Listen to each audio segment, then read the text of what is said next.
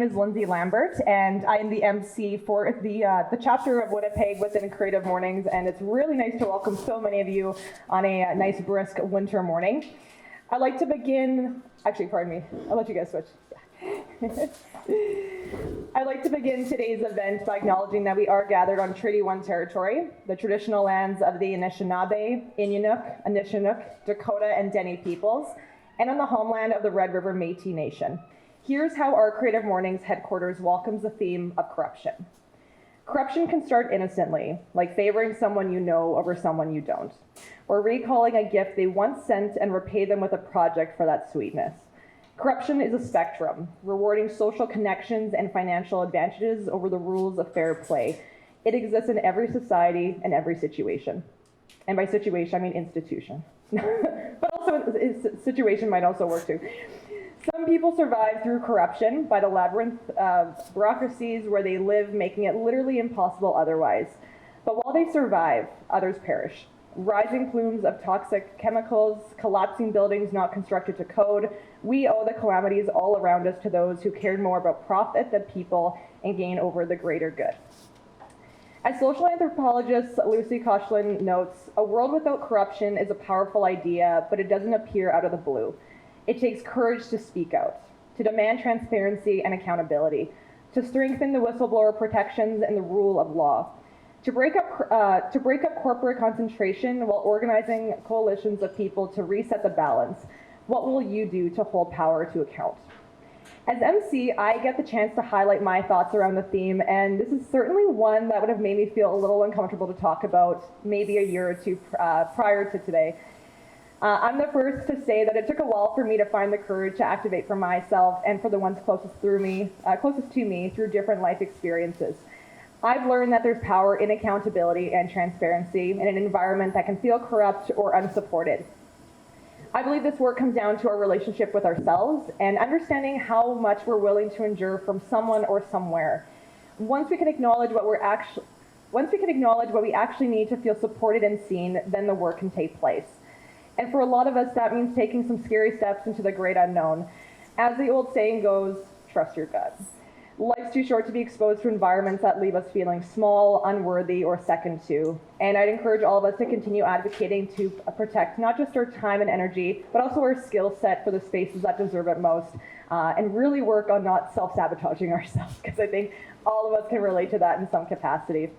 It isn't your sweet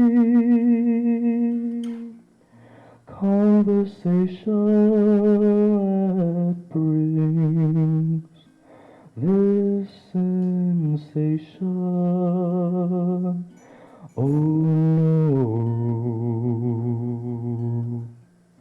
it's just the nearness of you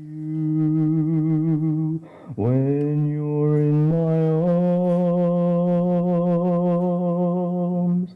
I can feel you so close to me.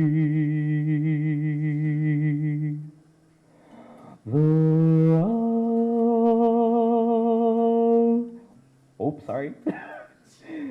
Oh my wildest dreams come true.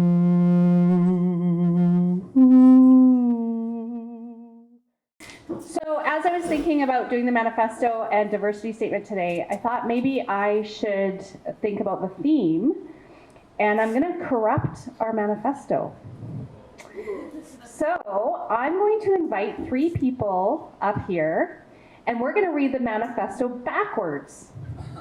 So we're going to start from the bottom, and we're going to move towards the top and see how that changes our understanding of the manifesto. So I have 3 little slips of paper here, and if I have 3 volunteers who would come up, we're going to corrupt our manifesto today. So who would like to come and participate? First timers are welcome. Leah, come on up. Yes, Riley, come. Welcome.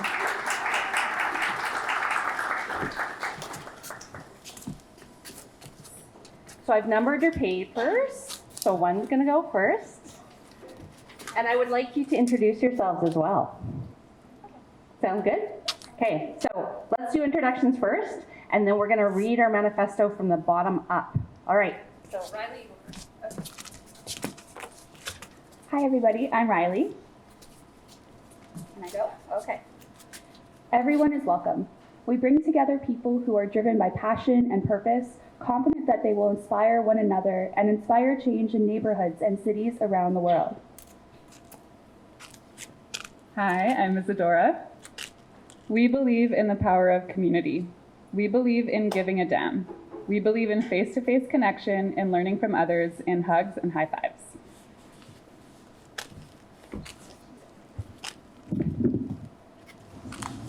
On the mic. Hi, I'm Leah. A creative life requires bravery and action, honesty and hard work. We are here to support you, celebrate with you, and encourage you to make the things you love. Everyone is creative.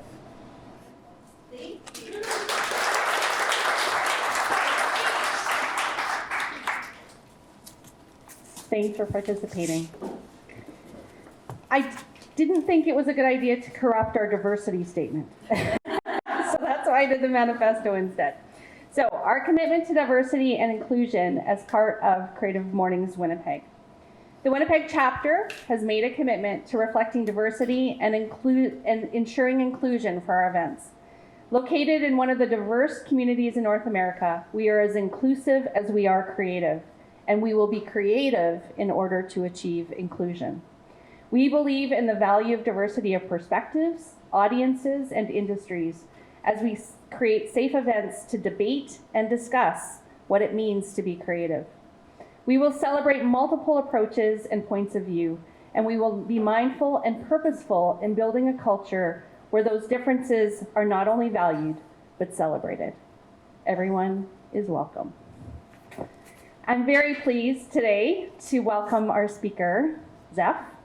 I actually encountered Zeph through one of her workshops. She was offering a workshop on flow, and I was at the very beginning of my journey around being really interested in different creative practices.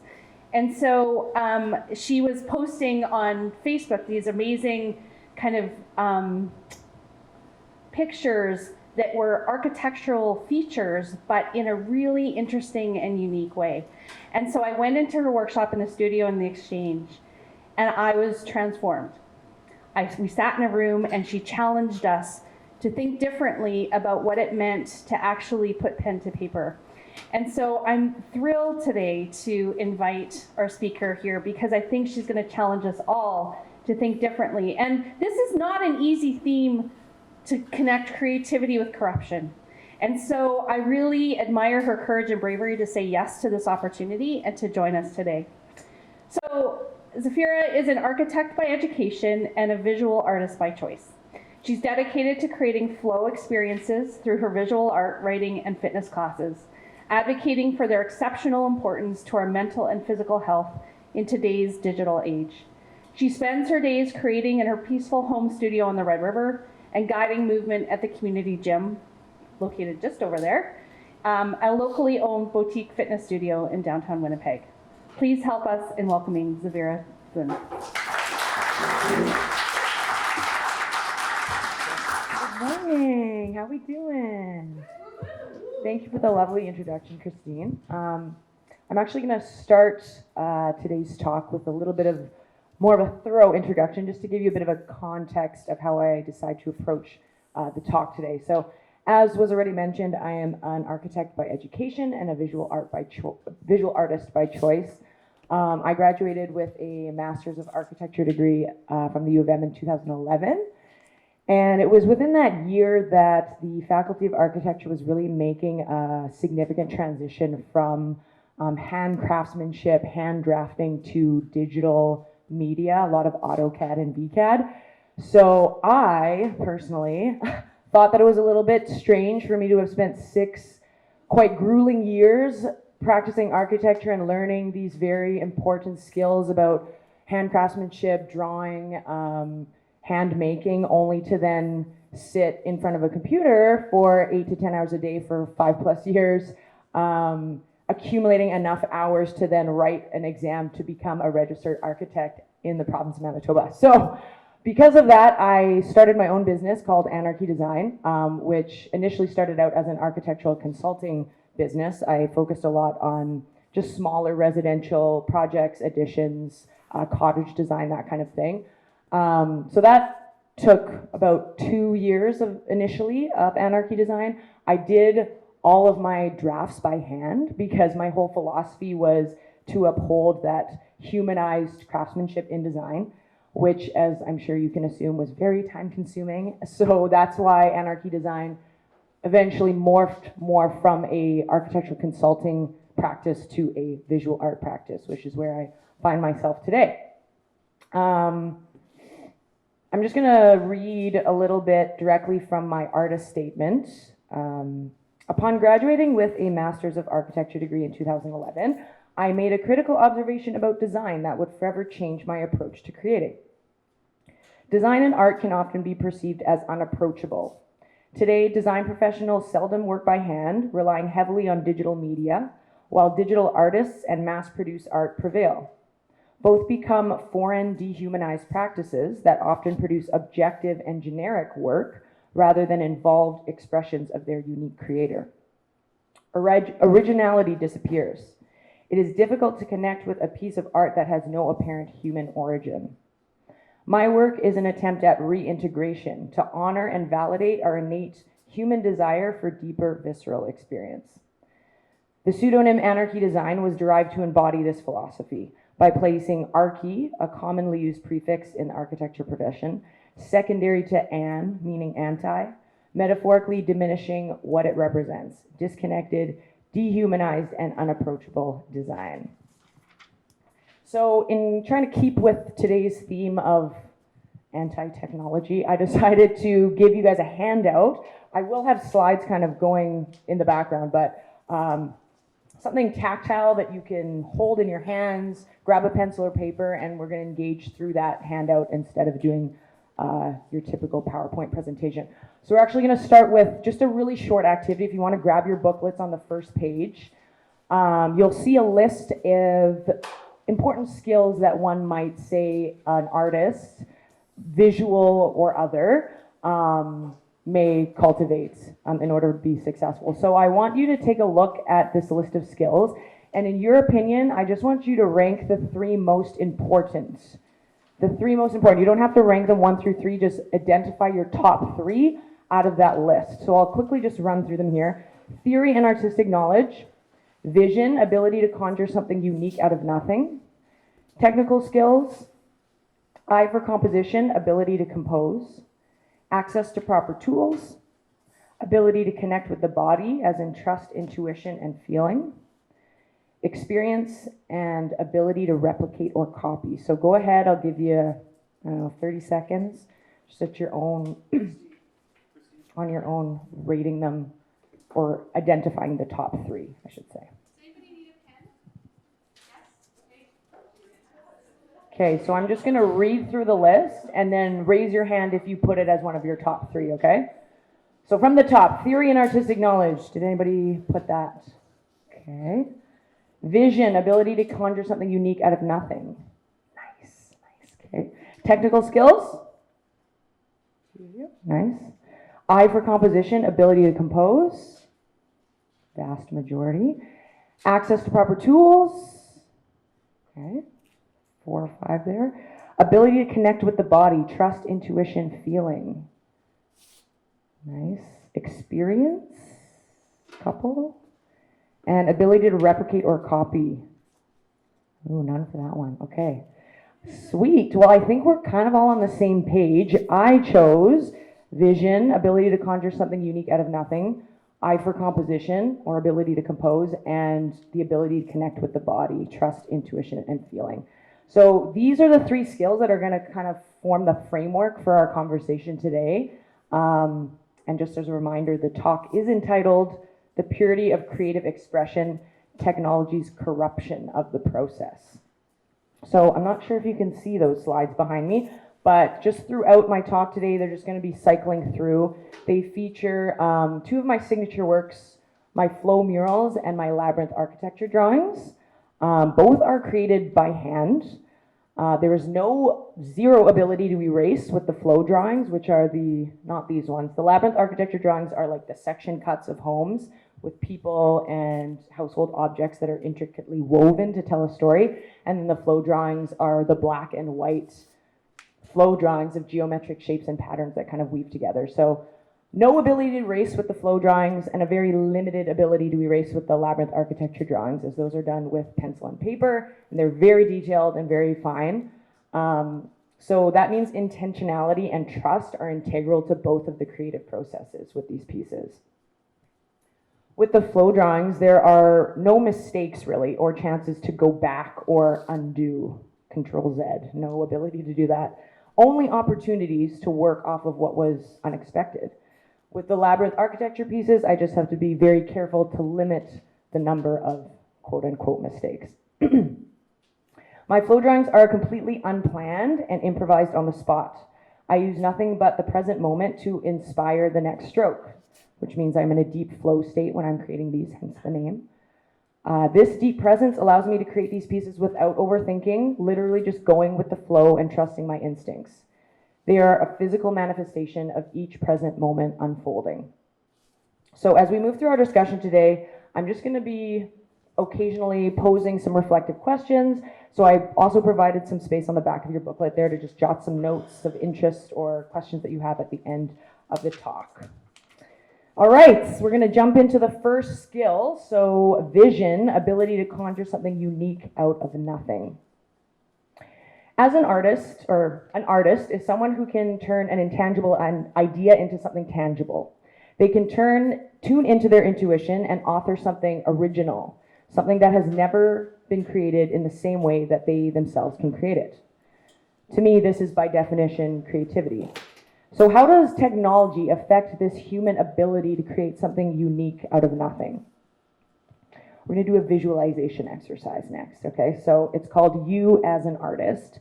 This is how it's going to work. I'm going to explain it first, and then we'll jump into it. So I'm going to get you to close your eyes, not yet, but when I tell you to. And I'm going to describe 3 different scenarios, each with a perspective A and a perspective B. Perspective A is going to describe more of a traditional creative process, and then perspective B is going to describe one where one uses technology. After each scenario, I'll repeat the first skill in the form of a question, so you can kind of reflect on both perspectives. So after this scenario, I'll say, how well do each of these perspectives, A and B, express your ability to truly conjure something unique out of nothing? All right, let's try it. You're going to be closing your eyes for a while. So close your eyes, take a big deep breath, and I'm just going to say the scenarios, each with perspective A and B, and just visualize the words that I'm speaking. All right, perspective A. You are sitting down at an easel with a big blank canvas in front of you. At your disposal, you have a specific set of mediums and artist tools that you have chosen specifically for this piece of art you are about to create. Perspective B. You are sitting down in front of a computer screen. At your disposal, you have an infinite amount of tools that simulate any kind of art instrument you could ever think of in any color that exists in the metaverse. The same tools that are accessible to any other person who uses this same software. How well do each of these perspectives express your ability to truly conjure something unique out of nothing? Second scenario, keep those eyes closed. Perspective A. You begin to create, thoughtfully and intentionally laying down one paint stroke after the next, breathing deeply to ensure a steady hand as the brush in your hand traverses the large blank canvas. You dip your brush in water, listening to it swish around as you decide which paint color you will use next. You are careful to put the right amount of paint at the tip of your brush and put the right amount of pressure of brush to canvas to achieve the desired stroke, which you entrust yourself to create. Perspective B. You begin creating, experimenting with the wide array of stroke sizes and style choices that are available to you on this software to select the exact one you want, undoing each one after you've tried and vetoed it. You adjust 5 different types of settings: style, size, color, gradient, and angle with the click of a button. Since you have infinite ability to erase without much thought, you drag your plastic Apple Pen across the glass screen, which creates a line that looks like it came from a fat green paintbrush, not a thin white inkless Apple Pen. You hit Control Z because it didn't come out as you wanted to. You hit Control Z 8 more times until you get it right. How well do each of these perspectives express your ability to truly conjure something unique out of nothing? Okay, last one. Perspective A. You have completed your masterpiece. You remove the canvas from the easel and literally feel the weight and substance of your hours of hard work. You place the canvas in front of you, in front of a window, so it can be lit by the beautiful natural light streaming in as you admire it. You sign the bottom right corner with your signature and date. Perspective B. You have completed your masterpiece. You save your file to your computer and wait for it to save. You make a backup of it and put it on your hard drive. You close your laptop. How well do each of these perspectives express your ability to truly conjure something unique out of nothing? All right, open your eyes. So, in all the scenarios, I think there's clearly a disconnect or detachment between the artist and the creation in regards to perspective B, yeah? With the first scenario, there was unlimited tool choice. So if you were in attendance at last month's Creative Mornings, where Gabrielle said limitation breeds creativity, that was a point in her talk, which I resonate quite significantly with, which ultimately suggests that something is more quote unquote creative when you have a limited resource, right? When you conjure something unique out of nothing as opposed to infinite possibility. The second one, there was that disconnection between the process and the actual utilization of the tool itself. So where there was that disconnect between the results, that thin plastic inkless Apple Pen that made the brush stroke that looked like it came from a fat green paintbrush, right? And also the process of using that tool. So one, if you recall, was very meticulous and intentional and careful, and the other one was quite unintentional because there's an ability to go back infinite amount of times. And then finally, the last scenario, the end result. Quite literally, there was something versus nothing, right? At the end, you had an actual physical, tangible canvas, and then perspective B, it was just arguably nothing, right? Nothing tangible. So I feel, as an artist, that when you do not have a direct connection or consequence or relationship to what you're creating, how does that really affect the process? Does it become more intentional or less intentional? So I know with my flow murals, visually seeing the physical manifestation in real time, without the ability to erase anything, for me that is truly the conjuring of something unique out of nothing. There's also no preconceived idea of what it's going to look like, right? As I said, I create these unplanned and improvised. So the creative process manifests on its own and is not controlled or dictated by anything that technology has to offer, only what my body has to offer and the mediums that I'm using. All right, so that's the first skill. You can check that one off the list. Moving on to the second skill. So I for composition, ability to compose. We're gonna do a little activity for this one. So if you turn your page, you'll see a blank piece of paper there that says draw. So what I want us to do for like maybe a minute, maybe two, no pressure, I want you to draw the scene that's in front of you. But it has to be a scene, okay? So like you could draw me at this microphone with the slides in the background, with the chair here if you want, but I don't want it to just be like an object, like a cup on a table. So I want you to draw an actual scene, and I'll give you like a minute to do that. All right? Yeah, it's only a minute, so no pressure. Doesn't have to be good.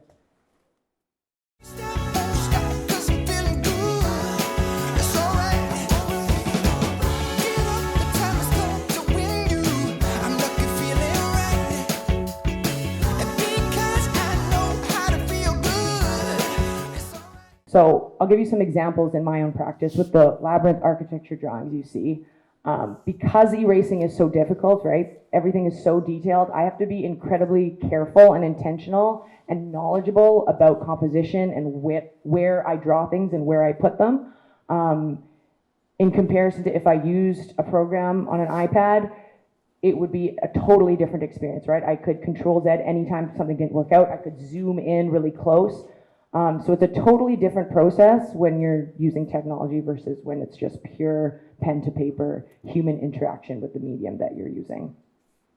Another example, I used to, not so much anymore, a tattoo on the side as just an extension of my art practice. And I think part of the appeal of why people came to me for tattoos instead of other studios is for that very reason, is that I did hand draw everything. So for example, if somebody came to me and said, I want a tattoo with a bird and 3 flowers, I would have to draw a bird and 3 flowers in an aesthetically pleasing composition right off the hop, right? Like directly pencil to paper drawing it. Whereas I feel today, not everybody, but today there's definitely more of a reliance on iPads and computer software to the point where the tattoo artist could literally draw 3 flowers separately and a bird separately and then merge them, right? Using software, even manipulate the size, see what goes where, move it up and down, which ultimately I think affects the purity of the process. And the last example I'm going to give is not, I was going to say not really creatively related, but it's basically culinary art. So if you consider culinary art creative, which it is, then it's still relevant. Say, for example, you have 2 chefs, okay? One chef is just normal and exists normally. The other chef has a superpower to go back in time, infinite amount of times. So chef over here, normal. Chef over here can literally put like a teaspoon of Cajun into a recipe and then taste it and be like, no, that's not right. Go back, take it out, put 2 teaspoons in next time. Whose process do you think is more pure in the creative process, right? If you have infinite ability to go back and do it over and over again, interesting question to reflect on. So this brings us to our last skill as we near the end of my talk here. And for me, this might be the most important skill that I personally find in my art practice. So the ability to connect with the body as in trust, intuition, and feeling. So here's another little bit from my artist statement. I strongly believe that hand making and corporeal craftsmanship are critical in generating provocative, authentic work that is humanized. It forces a slowed and mindful creative process through physical and intentional interaction. Handmade work also manifests a restorative quality, felt by the creator and observer by connecting the mind and body through tactility. So tactility meaning using touch as a sense. So for me, tactility is a method I use to connect my body with what I'm creating. That connection bolsters and perpetuates trust and intention, as in the more we develop a connection and trust in the body, the more natural and consistent of a practice it becomes, and the more intentional we inevitably are. We become less reliant on that need to undo or erase or to try a million different versions of something just because we can. We develop that skill to see things not as mistakes or not good, but just as opportunities, just as I explained with my flow murals. I've never encountered a time when I've created these unplanned improvised flow murals where I'm like, oh shit, I gotta go back, I gotta erase what I just did. It's always just a perpetual moving forward in the creative process and seeing, okay, that's what I did, how can I work with it? And I think all of this ultimately comes back to a deep connection with the body. I think my role as a group fitness instructor, I see a lot of community folks here. I think my role as a group fitness instructor ultimately helps my artistic practice, because in being a group fitness instructor, I do have to cultivate a really deep connection with my body. It's something I write about a lot as well, because I think that connection ultimately is important in how we authentically express ourselves, right? There's that human source to an expression. And without the connection to the body, you don't really have that human source.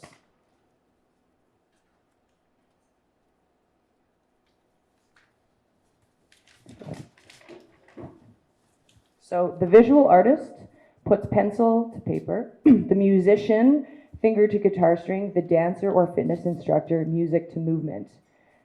There is a consequence to that action. It has bearing and weight. It's only when there's that direct relationship, direct connection, and consequence to your creative actions that trust, intuition, and feeling remain part of the process, something that technology arguably takes away. So let's bring this back full circle and reiterate the theme of the talk today, which is corruption. Synonyms for corruption are dishonesty, manipulation, misrepresentation, falsification, and abuse. As a creative, when you develop your own skills, like composition, for example, that we talked about today, when you develop trust within your body and not a computer, that is when originality truly flourishes, the conjuring of something unique out of nothing. I believe that originality is a foundational cornerstone of what it really means to be an artist, what it means to be creative. So I believe the underlying issue with technology being involved in the creative process is that it corrupts the originality of the artist. One could argue that a positive of technology's advancement in the creative process is that everybody and anybody can be an artist, right? It becomes more of an accessible practice. One could also argue that a negative impact to technological advancement in the creative process is that anybody can become an artist. With the emergence of AI art, where the ownership of artists' work is being compromised, and NFTs, where there's a whole new world of licensing said ownership is being developed, not only can anyone become an artist, but anyone has access to your art. When something as pure as an artist's authentic expression, right, their unique conjuring of something unique out of nothing becomes accessible to anyone and everyone, what happens to originality, that cornerstone of what it means to be an artist? The last thing I want to say, just to conclude this talk today, is that we have to remember that corruption can only occur when people are unconscious or unaware, right? Those synonyms that I just mentioned, dishonesty, manipulation, falsification, misrepresentation, and abuse, those things only have the ability to overpower when people do not do their due diligence in critiquing and questioning a particular method or standard. So I believe the key is not to deem technology as good or bad, but to be wary and mindful of how technology influences our processes and not just the creative ones. Thank you.